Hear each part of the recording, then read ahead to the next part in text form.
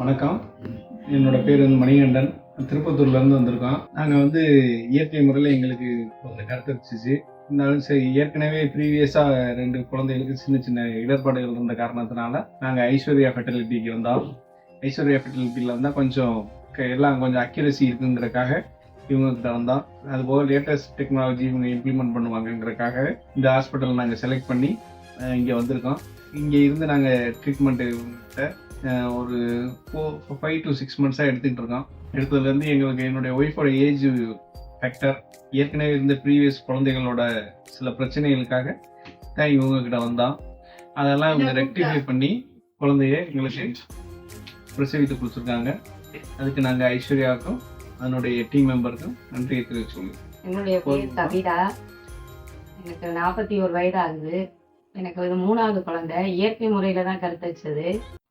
நாங்கள் கன்சீவ் ஆனோடனே நாங்கள் செக்அப் பண்ணும்போது இந்த குழந்தை வேண்டாம் தான் எல்லாருமே சொன்னாங்க.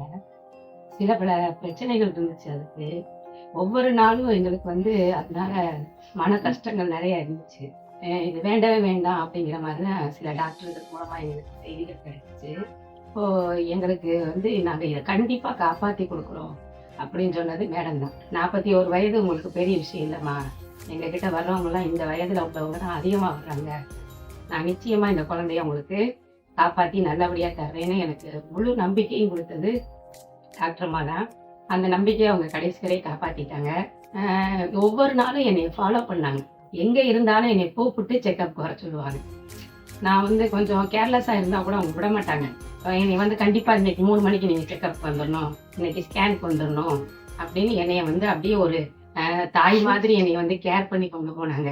இப்போ எங்கள் அம்மா கூட என் கூட இல்லை, ஆனால் நான் நிம்மதியாக இங்கே குழந்தை பெற்றது காரணம் இதனுடைய கேரிங் தான்.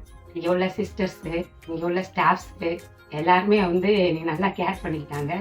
அதனால நான் ரொம்ப மகிழ்ச்சியாகவும் சந்தோஷமாகவும் இங்கேருந்து நாங்கள் டிஸ்சார்ஜ் பண்ணி கிளம்பி போகிறோம். இந்த குழந்தைய உருவாக்கி கொடுத்ததுல முக்கிய பங்கு ஐஸ்வர்யாவுக்கு தான் உண்டு. ஏன்னா அதை பெற்றுக்கணுங்கிற எண்ணத்தில் நானே இல்லை. முதல்ல எனக்கே ஒரு 2 மனதாக தான் இருந்தது, வேணுமா வேண்டாமான்னு.